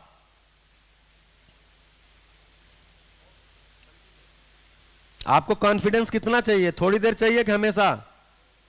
हमेशा चाहिए। तो विश्वास आपको हमेशा चाहिए। और गाड़ी तो दुनिया भर की अगर आप रख लें तो भी वो हमेशा वाली नहीं होगी, गिनती में ही आएगी। तो अगर गाड़ी से आपका विश्वास बढ़ना है तो आप जिंदगी भर आपका विश्वास नहीं बढ़ेगा, आप भाग दौड़ कर लो। अगर कपड़ों से आपका विश्वास बढ़ना है तो दुनिया के सारे कपड़े इकट्ठा कर लीजिए, आपका विश्वास नहीं बढ़ना है, क्योंकि कपड़े जितने भी लाओगे वो गिनती में आएंगे, लिमिटेड होगी। अब आपको विश्वास हमेशा चाहिए। अभी हमको इस तरह की शिक्षा ही नहीं हुई है, हमारे सामने इस तरह का प्रस्ताव ही नहीं आया है, इस तरह की हमारी बातचीत ही नहीं हुई है कि विश्वास, मैं जो अतृप्ति महसूस कर रहा हूं वो विश्वास की अतृप्ति है, मैं जो अतृप्ति महसूस कर रहा हूं सम्मान की अतृप्ति है। वो साधन से नहीं होगा, वो सुविधा से नहीं होगा, वो मेरी समझ से होगा। ऐसा मेरे सामने प्रस्ताव ही नहीं आया। तो ये सुविधा का निर्धारण हर मानव करेगा, तो उसमें एसी भी ठीक है, गाड़ी भी ठीक है। अब कोई दिन भर काम करता है, बहुत मेहनत करता है और उसको बैठने का भी टाइम नहीं है, तो कम से कम रात में सोचता है अच्छी नींद ले लें। अब रात में सोने गया और गर्मी, नहीं जी आप एसी क्यों चलाओगे, पंखा ही चलाओ, गर्मी तो रहती ही है। तो क्या होगा, कल वो आउटपुट नहीं दे पाएगा अपने काम में। तो लगा ले एसी, क्या दिक्कत है। हाँ, लेकिन एसी कौन वाला लगाए इसको देखना पड़ेगा। क्यों? क्योंकि हम एसी लगाते चले जा रहे हैं और इनको इस साइकिल को नुकसान पहुंच रहा है, ये देखना पड़ेगा। तो हमको एसी ऐसे बनाने पड़ेंगे, कूलर जैसा कुछ एसी वाला डिजाइन बनाना पड़ेगा जो कि पर्यावरण को नुकसान न पहुंचाए। नहीं तो एसी के होड़ में पड़ के ही हम बहुत सारी गैसों को रिलीज कर रहे हैं। बाहर जो हम ग्रीन हाउस इफेक्ट पैदा कर रहे हैं उसमें बहुत बड़ा योगदान एसी का भी है। उसमें CFC निकलती है, क्लोरोफ्लोरोकार्बन निकलता है जो कि उधर। तो इसको हम कैसे कम कर पाए। अभी बहुत सारे एसी ऐसे बनने लगे हैं जो कम CFC रिलीज करते हैं। आगे ऐसे भी एसी बन जाएंगे जो बिल्कुल ही नहीं रिलीज करेंगे। तो रखा जाए, लेकिन इसको बनाने वाले को ध्यान रखना पड़ेगा कैसा बनाया जाए। फिर ये जिस बिजली से चलेगा वो बिजली कैसे बनती है इस पर भी ध्यान रखना पड़ेगा। पता चलेगा एसी तो बढ़िया बना दिए, रिलीज नहीं करती, लेकिन बिजली कोयला जला के बन रही है, धड़ाधड़ तो क्या होगा। तो अभी क्या है, पॉल्यूशन को खत्म हम नहीं कर रहे हैं, पॉल्यूशन को शिफ्ट कर रहे हैं। जैसे किसी ने बताया कि दिल्ली में जितने भी इंडस्ट्री थे उनको रिमोट एरिया में भेज दिया, बसों में CNG लगा दिया और मेट्रो चला दिया। हमने कहा ठीक है, ये जो मेट्रो चलती है किससे चलती है? बोले बिजली से चलती है। देखिए कोई पोल्यूशन नहीं है। हमने कहा बिजली कैसे बनती है? बोले कोयला जला के बनती है। कहाँ बनती है? कहीं उत्तराखंड में बनती है, कहीं हिमाचल में बनती है, कहीं और बनती है। तो हमने क्या किया, दिल्ली से पोल्यूशन को शिफ्ट कर दिया दूसरी जगह। ये कोई उपाय है? ये भी उपाय नहीं है। तो अभी हम पोल्यूशन खत्म करने के नाम पे पोल्यूशन शिफ्ट कर रहे हैं। तो कुल मिलाकर के सुविधा का निर्धारण हमको स्वयं करना पड़ेगा। ऐसे समझदार जिम्मेदार मानव शिक्षा विधि से निकालने पड़ेंगे। कैसे मानव? कैसे मानव? समझदार जिम्मेदार। तो ऐसे समझदार जिम्मेदार मानव शिक्षा विधि से निकलेंगे तो वो अपनी सुविधा का निर्धारण खुद कर लेंगे और वो किसी से प्रभावित हुए बिना कर लेंगे। ऐसे दमदार मानव की आवश्यकता है जो कि नहीं मिल रहे हैं देखने में। तीसरा प्रश्न, संग्रह अच्छा है या बुरा है? बढ़िया प्रश्न है भाई। संग्रह तो असुरक्षा में ही होता है। कल को हमको कोई बीमारी हो जाए तो क्या करेंगे? कल को हमारी संतान निकम्मी हो जाए तो क्या करेंगे? हाँ, इसीलिए न संग्रह करते हैं। संतान आगे काम ही ना करे, आराम को ही अपना काम मान ले। जैसे हमको दिल्ली में बताया कि दिल्ली के आसपास की जमीनों का बहुत दाम बढ़ गया एकाएक। जब NCR डेवलप हुआ तो बहुत सारे लोगों को बहुत पैसा मिल गया। जो जमीन का 1 लाख नहीं मिलता था उसका 1 करोड़ मिल गया। तो क्या करें? तो जिनको भी वो पैसा मिला उन्होंने वो क्या किए कि बहुत सारे मकान बनवा दिए। और चूंकि हाई रेंटल जोन है दिल्ली NCR, जैसे रेंट में मकान लेकर रहना आसान है और सुविधाजनक है, खरीद कर रहना असुविधाजनक है। क्योंकि आजकल जॉब बदलते हैं तो मकान कितना खरीदेंगे आप? और कंपनियां रेंट भी बढ़िया देती हैं। तो हाई रेंटल जोन है दिल्ली एनसीआर, तो रेंट पे उठा दिया। अब क्या हुआ, एक घर में 3 लाख 4 लाख रुपए महीने आ रहे हैं भाड़े। अब अगली पीढ़ी के लिए काम ही नहीं बचा है, तो अगली पीढ़ी क्या करती है, तो बड़ी बड़ी गाड़ियां खरीदती है और इसमें एक चरस गांजा इसमें डूब गई है। बहुत बड़े नशे में डूबे हुए लोग हैं। क्यों, काम है ही नहीं है, बचा ही नहीं अगली पीढ़ी के लिए। तो हम क्या करते हैं संग्रह, कि अगली पीढ़ी को भी, जैसे मुझे ये टारगेट दिया जाता था जब मैं छोटा था कि देखो 2 चीजें अच्छी हैं, या तो आईएएस बन जाओ और या तो कोई नेता मंत्री बन जाओ। तो हम पूछते थे क्यों, तो बोले जो आईएएस होते हैं वो एक बार आईएएस हो जाते हैं तो 7 पीढ़ी का कमा लेते हैं, और एक बार कोई मंत्री हो जाता है तो वो भी 7 पीढ़ी का कमा लेता है। तो मैं ये प्रश्न करता था कि 7 पीढ़ी का ठेका मैं ही क्यों लूं? मतलब जब मेरा ठेका किसी ने नहीं लिया तो मैं क्यों आगे पीढ़ी का ठेका लूं? मैं अगली पीढ़ी के शिक्षा संस्कार पे काम करूंगा कि अगली पीढ़ी के सुविधा पे काम करूंगा? बताइए क्या करना ठीक है भाई? अगली पीढ़ी के मैं शिक्षा संस्कार पे काम करूंगा जिससे वो अपनी सुविधा खुद जुटा सके। हमने क्या मान लिया, अगली पीढ़ी की सुविधा का काम करो। क्यों? क्योंकि हमको पता है यार हमारे पास ही नहीं है तो हम अगले को क्या देंगे? मेरा ही शिक्षा संस्कार नहीं हुआ तो अगले को क्या करेंगे? इसलिए हम क्या कर गए, अगली पीढ़ी को सुविधा देने में लग गए। तो मेरा एक भाई है, चचेरा भाई, तो चाचा जी ही इतना सारा पैसा कमा लिए कि अब लगता नहीं है कि उसको 2-3 पीढ़ी कमाना पड़ेगा उसमें, लेकिन फिर भी वो नौकरी करता है और नौकरी करता है, और ठीक है नौकरी करे, अगली पीढ़ी करेगी, ठीक ही है। लेकिन हमने कहा कोई ऐसी नौकरी मत करो जिसमें बहुत इनकम करना हो, थोड़ा समय भी बचाओ समझने के लिए, थोड़ा मेरे साथ भी आ जाओ कभी कभार, 2-4 दिन, 8 दिन, 10 दिन। तो बोलता नहीं भैया आपको पता नहीं है, पैसे की जरूरत ज्यादा पड़ती है। हमने कहा ठीक है, कितनी पड़ेगी? बोला आपको पता नहीं है, अगर मेरी किडनी खराब हो जाए तो उसको बदलवाने में 30-35 लाख लगेगा। हमने कहा सही बात है। जैसे ये प्रश्न रखते समय आप बोल रहे थे कि कल को अगर हम बीमार हो जाएं तो क्या होगा, उसके लिए संग्रह कर लें। तो हमने बोला देखो भाई, हमारे पिताजी 5 भाई हैं और उन 5 भाइयों से हम 9 भाई हैं, और 9 भाई के 9 कमा रहे हैं, कोई ज्यादा कमा रहा है कोई कम कमा रहा है, इतना ही अंतर है। तो हमने कहा देखो हम 9 भाई हैं, तो क्या 9 भाई की किडनी एक साथ खराब होगी? बोला नहीं। तो हमने कहा अगर एक की किडनी खराब होगी तो 9 मिलकर उसका बदलवा सकते हैं नहीं? बोला कर तो सकते हैं, लेकिन ये सोचता कौन है? हमने कहा ये मुख्य मुद्दा है। मुद्दा ये है कि हमारे पास संबंध की कमाई ही नहीं है, इसलिए हमको सुविधा की कमाई में जाना पड़ता है ज्यादा से ज्यादा। मेरे पास संबंध की कमाई नहीं है।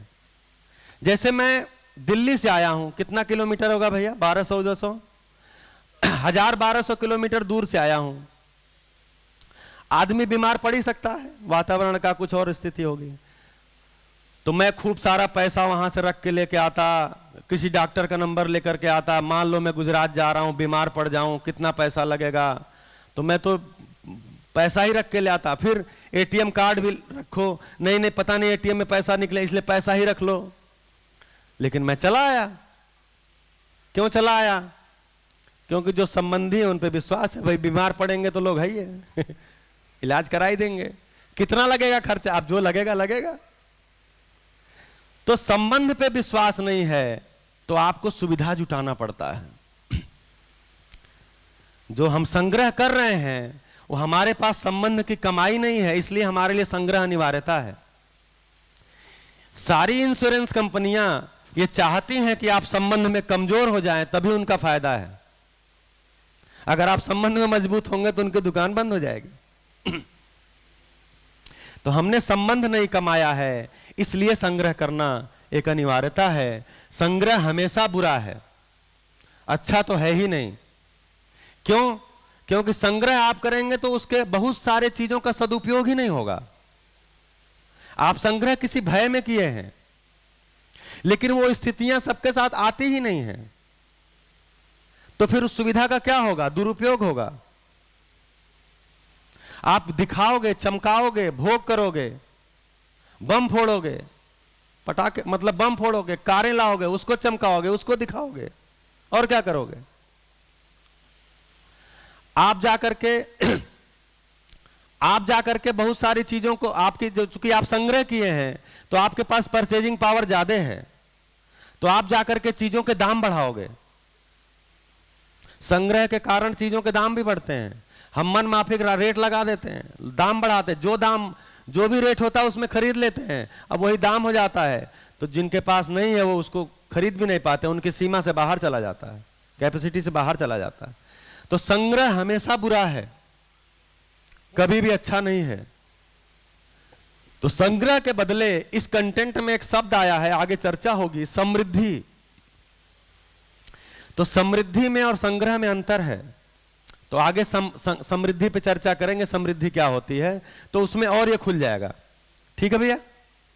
तो संग्रह करते के वहां केवल इतना ध्यान चला जाए कि अगर हमारे संबंध की कमाई नहीं हुई है, हम विश्वास पूर्वक नहीं जीते हैं, हम सम्मान पूर्वक नहीं जी पाते हैं, तो संग्रह एक अनिवार्य कार्यक्रम मेरी जिंदगी में बना रहता है।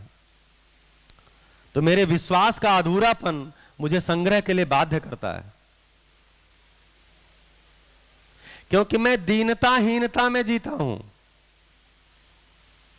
आप मेरे मित्र हैं, लेकिन मैं फिर भी आपके दुख आपसे कह ही नहीं सकता। क्यों? क्योंकि मैं आपसे अपने को गरीब मानता हूं, आपसे अपने को कमजोर मानता हूं, तो कहने में मुझे एक दरिद्रता का भाव ना आ जाए। तो संबंध में हम दीनताहीनता पूर्वक जीते हैं।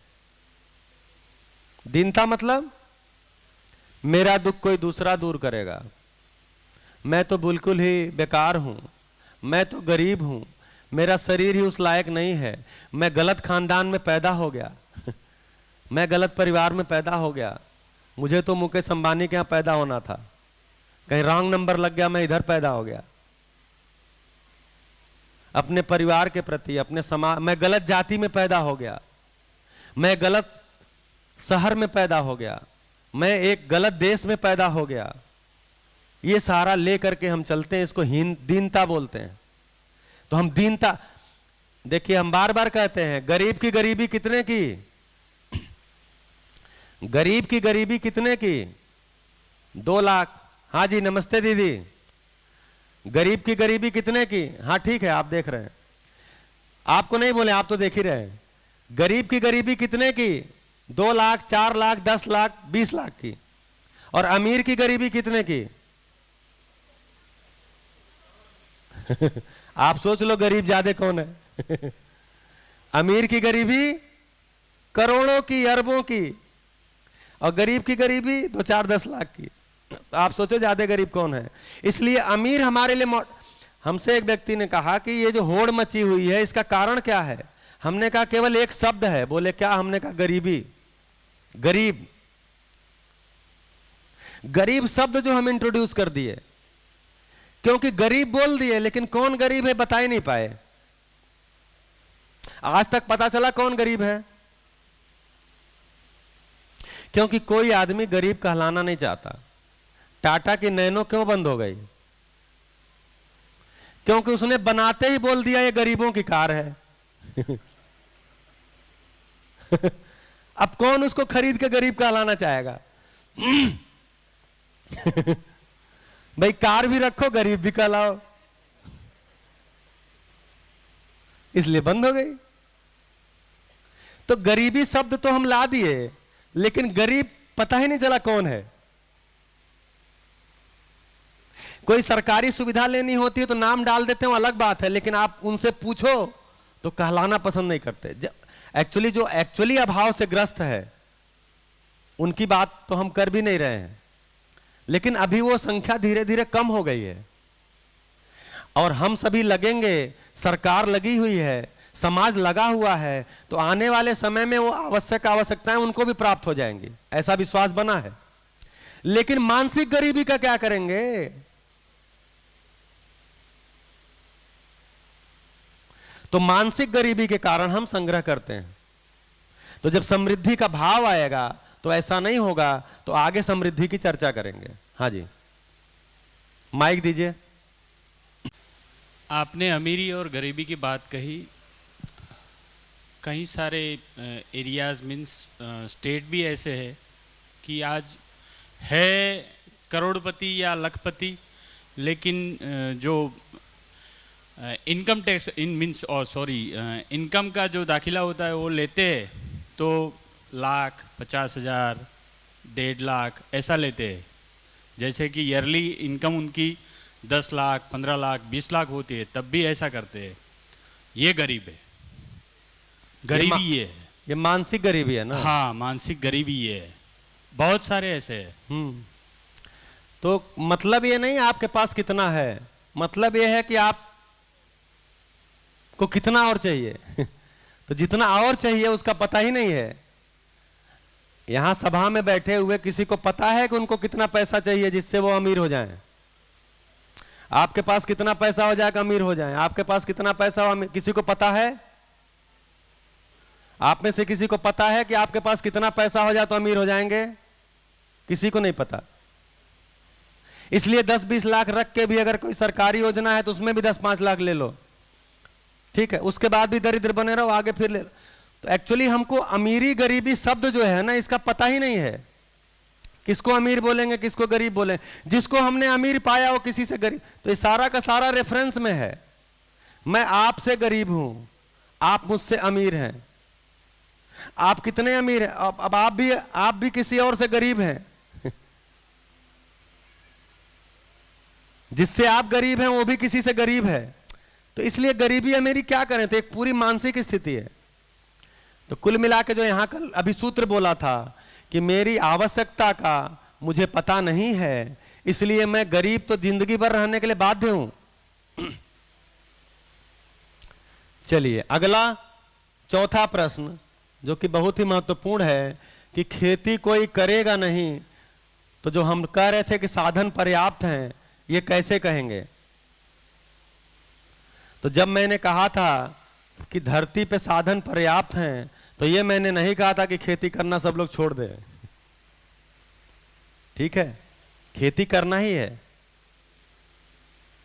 खेती करना है। अगर हमको 18,000 किलो गेहूं 100 साल में चाहिए, लेकिन 100 साल में चाहिए। अब आपको एक बर्डन, अच्छा हमको जिंदगी में 18,000 किलो गेहूं चाहिए, अरे 100 साल में चाहिए। एक साल में तो 180 किलो ही चाहिए, ठीक है, यानी एक सीजन में 180 किलो पैदा करना है। तो कुल मिलाकर के कृषि को व्यवस्था है। कृषि व्यवस्था है कि अव्यवस्था है? व्यवस्था है। हमने अव्यवस्था बना के रख दिया, क्योंकि उस काम में सम्मान नहीं जुड़ा है। खेती में एक ही चीज जोड़ दीजिए, सम्मान। सुविधा तो खेती से मिलती ही है, सम्मान जोड़ दीजिए। तो खेती करना सम्मान से नहीं जुड़ा, पहले भी नहीं जुड़ा, आगे भी पता नहीं जोड़ पाएंगे सभी मिलके।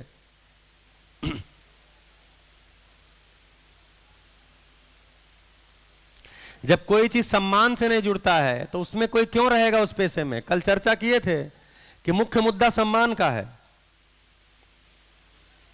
तो कोई किसान ये नहीं चाहता कि उसका आने वाली पीढ़ी किसान हो। तो अगर किसान की पीढ़ी किसान नहीं होगी तो क्या होगा? देखिए, खेती तो होगी, ऐसा नहीं खेती नहीं होगी, बस किसान खेती नहीं करेंगे।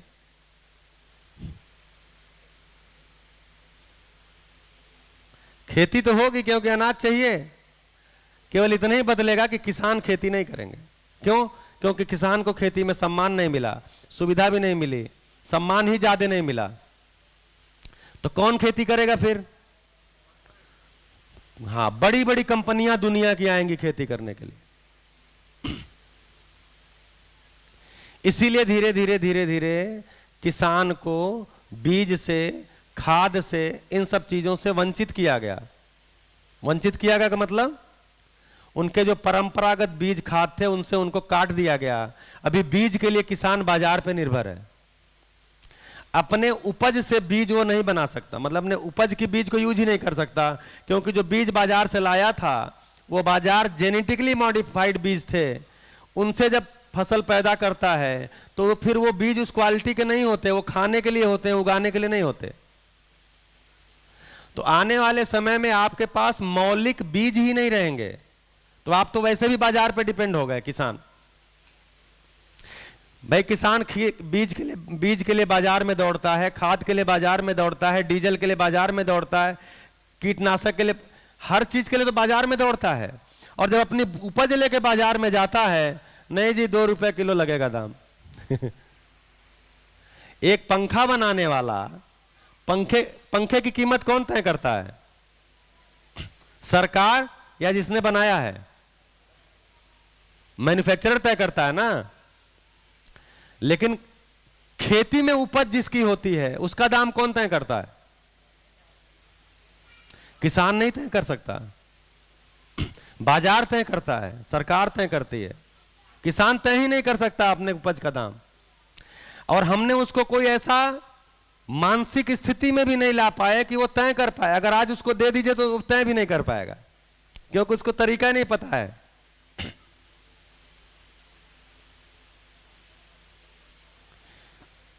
तो खेती करनी ही पड़ेगी। खेती कोई तो करेगा, कोई करेगा नहीं ऐसा नहीं होगा। खेती तो कोई करेगा, क्योंकि मानव को तो आहार चाहिए ही चाहिए। आहार के बिना तो आदमी मर ही जाएगा। भाई खेती नहीं होगी तो क्या कार और एसी थोड़ी खाएगा? कार, एसी और कपड़े थोड़ी खाएगा। खाएगा तो खाना ही, और वो खेत में उगेगा, फैक्ट्री में तो बनेगा नहीं। क्यों आर्या? तो आटा गेहूं खेत में उगता है, तो फैक्ट्री में तो बनेगा नहीं। और फैक्ट्री में बन भी गया तो आपके, जैसे लोग बोलते हैं कि चाइना से चावल आ रहा है, उसमें कुछ प्लास्टिक मिक्स है, क्या है मतलब मुझे पता नहीं है, मैं देखा नहीं हूं। तो फैक्ट्री में फिर ऐसे आएगा। तो खेती तो भैया कोई ना कोई करेगा ही, किसान नहीं करेगा वो अलग बात है।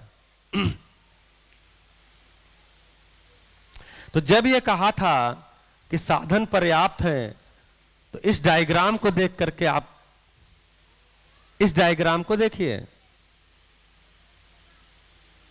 हाँ जी भैया, इस डायग्राम को आप देखिए। इस डायग्राम को देख के क्या लगता है, साधन पर्याप्त है कि कम है?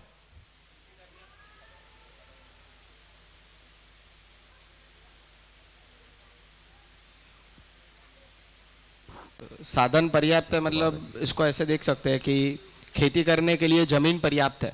हाँ,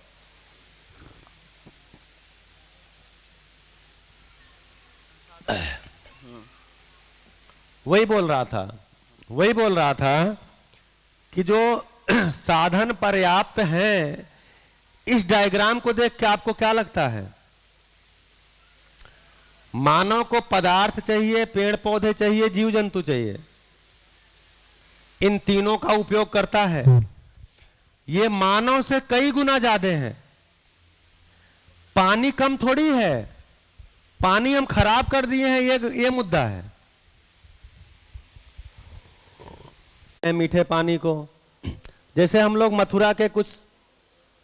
मथुरा और वृंदावन क्षेत्र जो है, वहाँ के 180 सरकारी स्कूलों जो उत्तर प्रदेश सरकार की हैं, उनको ठीक करने का कुछ लोगों ने बेड़ा उठाया। हम इसको भौतिक संसाधन बढ़िया कर देंगे। कौन बीड़ा उठाए? जो उन्हीं स्कूलों से पढ़े हुए थे। अब वो बिजनेस में चले गए, कोई आईएएस हो गए, आईआरएस हो गए, सीए हो गए, मतलब किसी नौकरी में चले गए। तो उन लोगों ने तय किया कि हम इन स्कूलों से पढ़े हैं, इन गांवों में रहे हैं, और मैं इस पद पे आ गया, मेरे पास पैसा भी है, और मेरे गांव का स्कूल इतना खराब है, और मेरे गांव के बच्चों को ठीक से शिक्षा नहीं मिल पा रही है, ये मेरे लिए दुख की बात है। तो कुछ लोगों ने उनका संवेदीकरण किया, समझाया, तो वो इकट्ठा हुए और उन 180 लोगों ने 180 स्कूलों को ले लिया और खूब बढ़िया संसाधनों से युक्त कर दिया। लेकिन उनको पता है, खाली आपको भी पता है, खाली स्कूल चमक जाने से तो पढ़ाई होगी नहीं, आगे क्या करना है। तो उसके लिए फिर हम लोगों जैसे कुछ लोगों से संपर्क किया। तो मैं महीने में एक दो दिन वहां जाता हूं। तो मथुरा का पानी बहुत ही खराब है, खारा है, टीडीएस वहां का 1600-1700 है। तो लोग बोले कि स्कूलों में बच्चे आते हैं, उनको खारा पानी मिलता है पीने के लिए। तो वहां जो रिफाइनरी है उसने कहा कि मैं इस स्कूलों में आरओ प्लांट लगवा दूंगा। लेकिन आरओ प्लांट 6 महीने में खराब हो गया। तो कितना आप बनवाएंगे? तो उसका विकल्प क्या होगा? खारा क्यों है वो पानी? क्योंकि हम जमीन के अंदर से निकालते हैं। जो भी पानी आप जमीन के अंदर से निकालेंगे खारा ही होता है, और जितना ज्यादा गहराई से निकालेंगे उतना खारा होगा।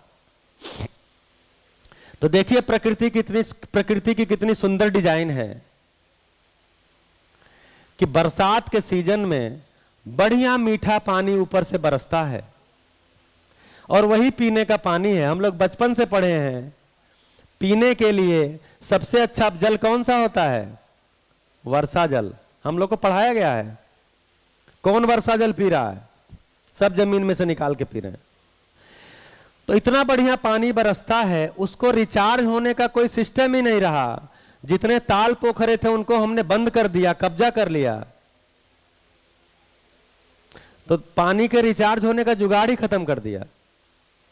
वो पानी को रोकेंगे, उसको पीजिए। जैसे पानी को पॉन्ड में इकट्ठा किया और वो पर्कुलेट हुआ, 10-20 फीट नीचे गया, तो 10-20 फीट नीचे जब जाता है, 30-40 फीट नीचे जाता है, तो अपने आप फिल्टर भी हो जाता है। उसके पास हैंडपंप लगा के खींच लीजिए, बढ़िया पानी पीजिए। तो ये प्रस्ताव रखा गया।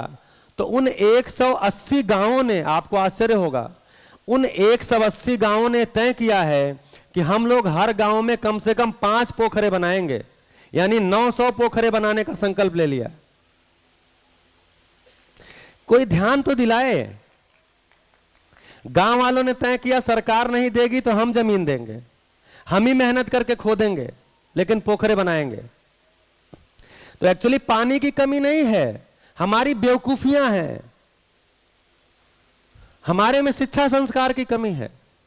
पानी तो है ही है, तो संसाधन कम थोड़ी है।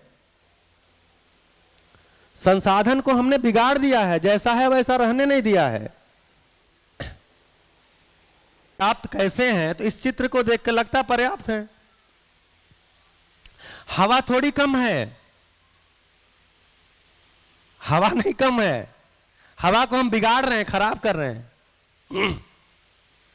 तो ऐसा अगर सोचते हैं तो आपको ध्यान जाएगा कि एक्चुअली साधन पर्याप्त हैं, और खेती तो करनी ही पड़ेगी। किसान नहीं करेगा, इतना ही अंतर है। जैसी स्थितियां आ रही हैं, इन स्थितियों में आगे चल के यही होगा कि किसान खेती नहीं करेगा, वो अपने ही खेत में मजदूर हो जाएगा, अपने ही खेत में मजदूर हो जाएगा और करेगा, क्योंकि उसको कैश सीधे मिलेगा, और मजदूरी खुशी से करेगा, क्योंकि उसको सीधा सीधा, क्योंकि अभी हमने सारी व्यवस्था को क्या किस पे टिका दिया है? पैसे पे। सब कुछ क्या है? पैसा है। तो किसान को भी क्या चाहिए? पैसा चाहिए। मजदूरी करेगा तो क्या मिलेगा? पैसा मिलेगा। तो अभी जिस खेती से साल में वो 1 लाख भी नहीं कमा पाता, क्योंकि हमने उसको उस तरह का कोई इंतजाम नहीं दिया, कुछ सोचा नहीं, या जो भी इंतजाम दिया वो सरकारी ढंग से दिया। सरकारी ढंग में क्या है? शोषण ज्यादा होता है, व्यवस्था कम होती है। तो क्या होगा? 1 लाख जिस खेती से वो नहीं कमाता है, वो साल में मजदूरी करके उससे 2 लाख कमाएगा, शहर स्वीकार लेगा। तो भैया खेती तो होगी, इसमें डरने की कोई बात नहीं है।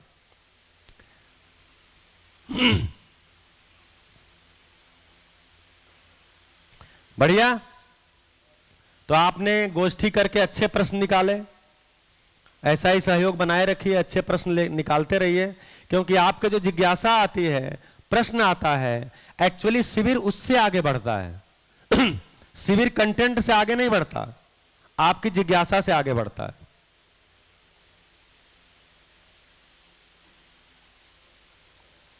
चलिए, तो कल इतनी बात हुई थी कि ये इस तरह की सारी चीजें हैं, और मानव का उसमें समझदारी ही मुख्य मुद्दा है। अगर जिंदा रहना, और दूसरा है जीना।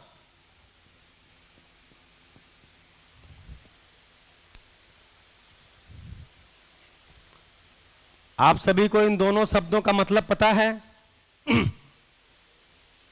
सभी को इन प्रश्नों का मतलब पता, मतलब ध्यान जा रहा है? तो जिंदा रहना क्या है, कोई बताइए। इधर से कोई बहन बताएं तो अच्छा है। इधर से जिंदा रहना क्या है और जिंदा क्या है? जीना क्या है?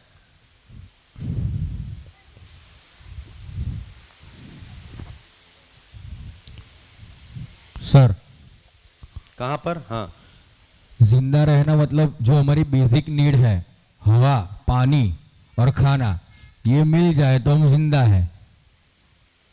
हवा, पानी पानी और खाना, खाना, ये मिल जाए तो हम जिंदा है। इसको लेते हुए लेते रहना। हाँ। ठीक है, बढ़िया। और जिंदा रहना मतलब रूटीन में जीना, कुछ ख्वाहिश बिना जीना। वो जो जिंदा रहना, वो जो जीना है वो ख्वाहिश के साथ जीना। वही अच्छा, इसमें ख्वाहिश भी होती है। ख्वाहिश, ये थोड़ा उर्दू शब्द है इसलिए हिंदी लिखना मुश्किल होता है। ख्वाहिश होती है इसमें, इसमें ख्वाहिश नहीं होती। हाँ जी। नमस्कार। जिंदा रहना, शरीर दबकता रहता है ना, तो उसको जिंदा रहना बोलता है। और जीना मतलब सांसें चलती रहती हैं। सांसें चलती रहना। ठीक है, सांस चलना जीना है, जिंदा है। बेहोश पूर्वक जीना, जिंदा रहना में। अच्छा, इसमें जिंदा रहना में बेहोशी पूर्वक जीना। जिंदा रहने में बेहोश न बोल रहे हैं आप? हाँ, बेहोशी पूर्वक। अच्छा, तो आप जिंदा हैं कि जी रहे हैं? हम जी रहे हैं। अच्छा, और जीने में होश शामिल है। वो अच्छे विचारों, होश में जीना हाँ, और खुशी पूर्वक जीना। खुशी पूर्वक।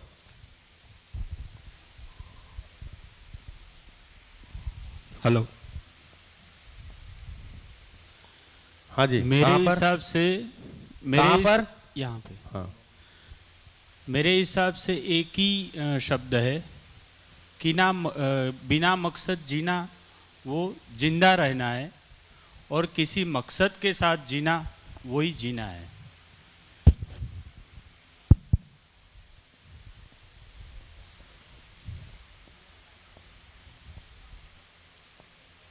हाँ जी। जीने से जिंदा रहना चाहिए। जीने से जिंदा रहना चाहिए। जीने से जिंदा रहना चाहिए। नहीं नहीं, ये दोनों में अंतर क्या है? जिंदा रहना और जीना में एक ही चीज है कि अलग अलग है? अलग अलग। तो क्या अलग अलग है? चलिए अभी और सोच लीजिए थोड़ा। हाँ जी, इधर से नहीं आया, बहनों का पीछे जी। हाँ, वही चीज कोई लिखा है, हवा, पानी, खाना, ये सब इसी में। अच्छा,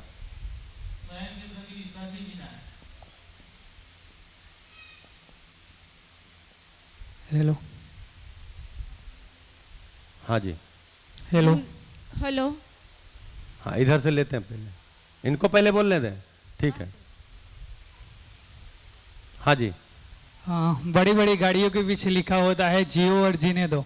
हाँ, मतलब हम जिंदा तो रहते हैं हवा, पानी, खुराक का उपयोग करके, पर उसका बहुत सारा नुकसान करते हैं।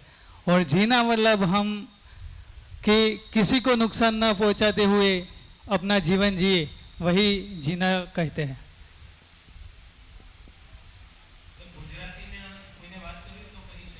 हाँ जी।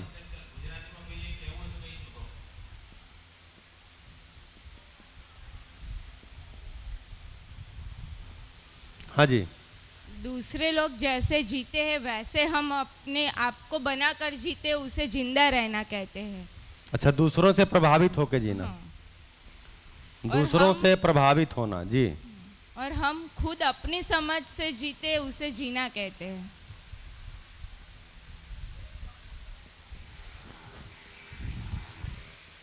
अभी हम लोग जो जी रहे हैं वो जिंदा है, पर जीना क्या है कि प्रकृति के साथ, प्रकृति को सब ध्यान में रख के जीते, वही जीना है।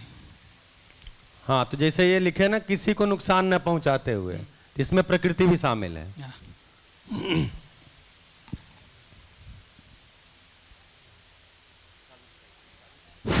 सभी ने बोला एक कॉमन बात, आहार निद्रा भय मैथुनंच सामान्य में तत् पशु भी नाराणाम, वो तो सब कॉमन है।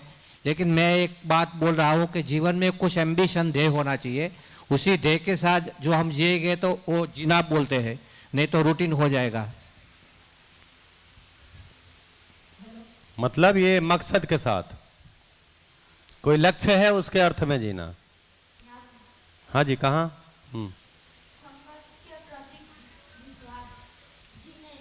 अच्छा, स्वयं के प्रति भी और संबंध के प्रति भी, ठीक।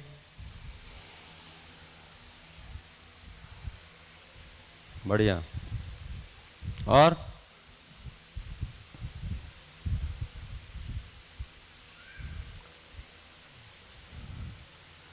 हुआ, हो रहा स्पष्ट? स्पष्ट हो रहा है? तो जैसे भैया ने कहा कि अभी हम जिंदा हैं, तो उन्होंने अपनी बात कही है, सबके लिए नहीं कहा है। आप सब अपना अपना जांच सकते हैं, जिंदा हैं कि जी रहे हैं, तब आपको निकलेगा किसको जिंदा रहना बोलते हैं, किसको जीना बोलते हैं।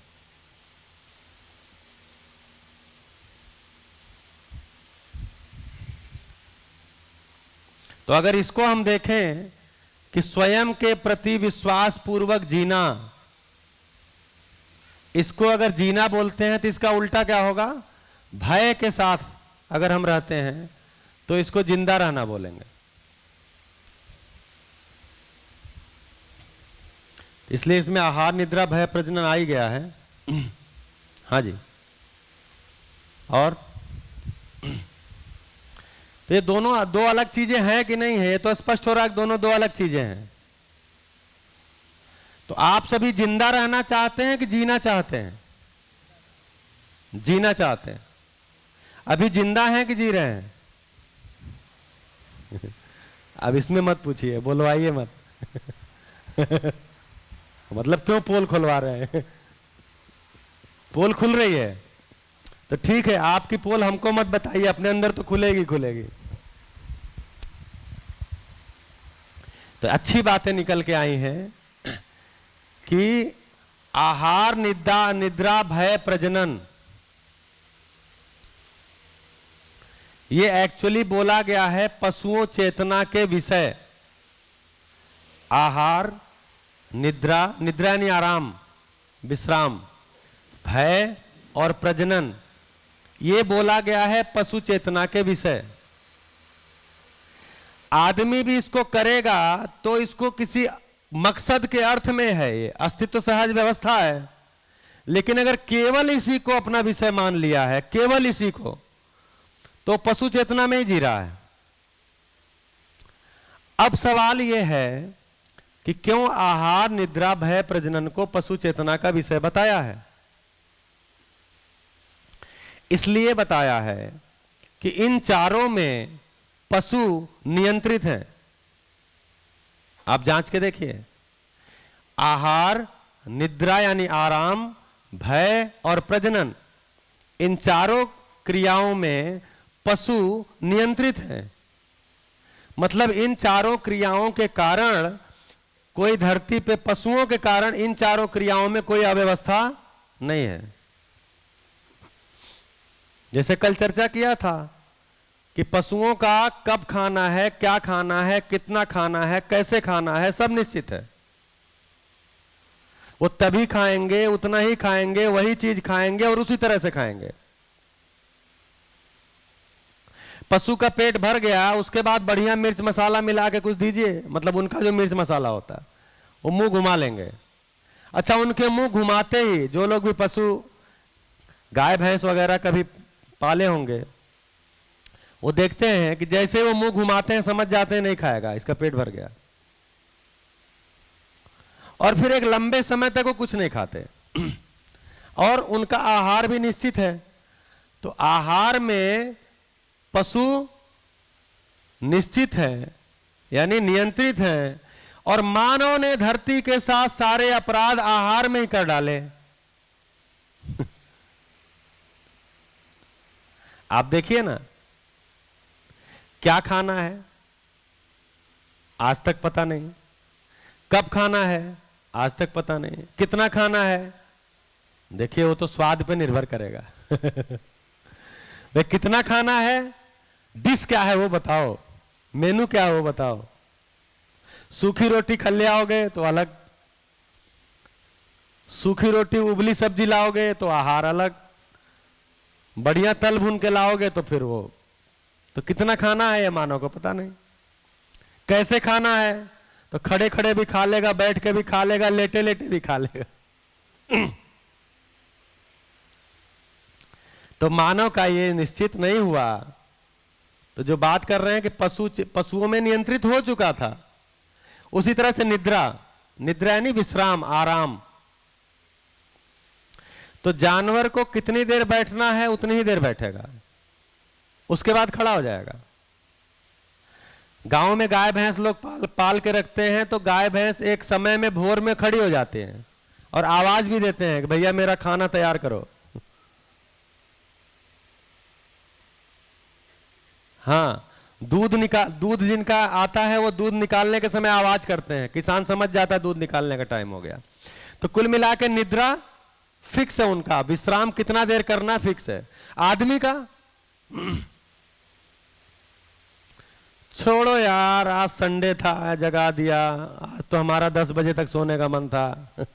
कोई काम नहीं है तो दिन भर सोएंगे, लेटे ही रहेंगे।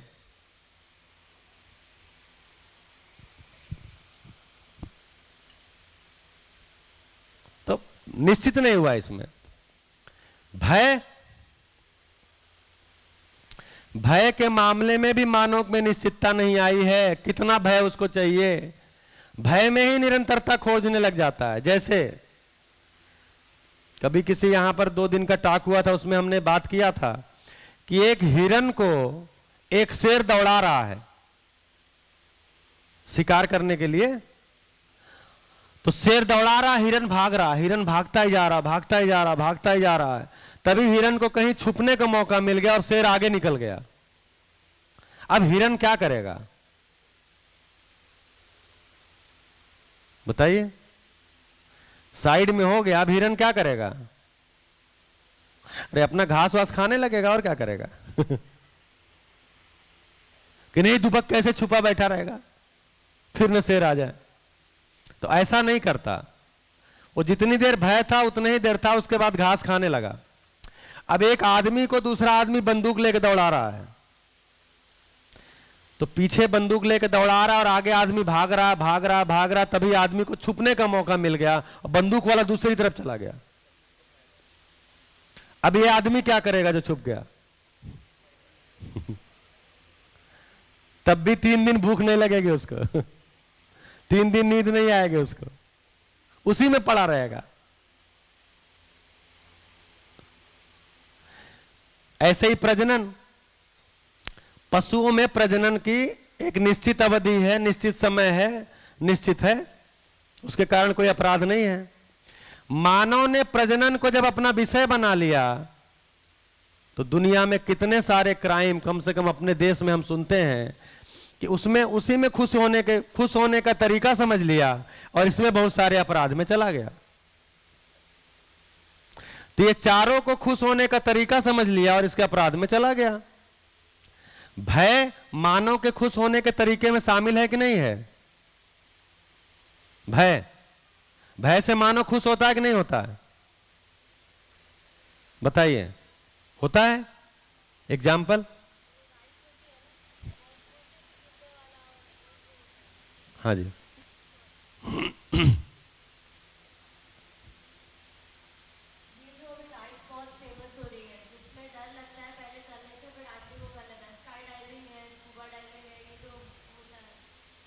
पैराग्लाइडिंग है, इसमें भय होता है कि नहीं होता है? अच्छा, उसके बाद हॉरर फिल्में हैं। हॉरर फिल्म अच्छी लगती है? देखिए अच्छी लगती है बच्चों को भी। तो हॉरर फिल्म क्या है? भय ही तो पैदा करती है। लेकिन हमको और कुछ नहीं मिला तो हम भय से ही खुश होने लगे। भय से ही खुश होने लगे। और उधर कह रहे हैं भय में संग्रह करते हैं। अरे कहां भय में खुश हो ना, क्या संग्रह करते हो? तो जहां मरने का संकट आता है। तो कुल मिला के जिंदा रहने का आशय यही है, आहार निद्रा भय प्रजनन करते हुए अपनी जिंदगी को चलाते रहना और रूप पद धन बल में ही लगे रहना। रूप पद धन बल इन 4 चीजों में लगे रहना, ऐसी अपनी जिंदगी को चलाते रहना, इसी को बोलते हैं जिंदा रहना। और इसमें हम 4 चीजें 5 इंद्रियां हैं, शब्द स्पर्श रूप रस और गंध। मतलब शरीर में 5 ज्ञानेंद्रियां हैं, कान है, नाक है, जीभ है, त्वचा है और आंख है।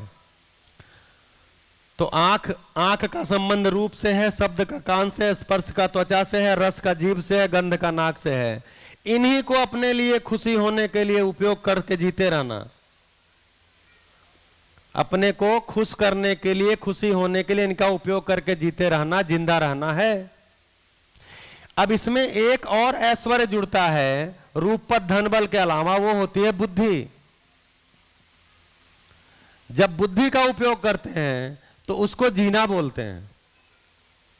बुद्धि का उपयोग करते हैं तब स्वयं में विश्वास समझ में आता है, बुद्धि का उपयोग करते हैं तब संबंध में विश्वास पकड़ में आता है, बुद्धि का उपयोग करते हैं तब मकसद पकड़ में आता है। अभी तो मकसद ही नहीं पता है।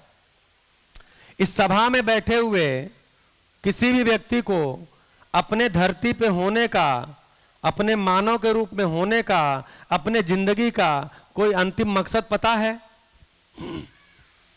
बताइए, आपको अपना मकसद पता है? आप क्यों जी रहे हैं?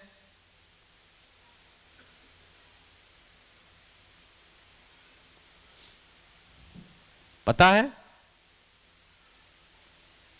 अरे कुछ तो मकसद है, बिना मकसद के थोड़ी जी रहे हैं।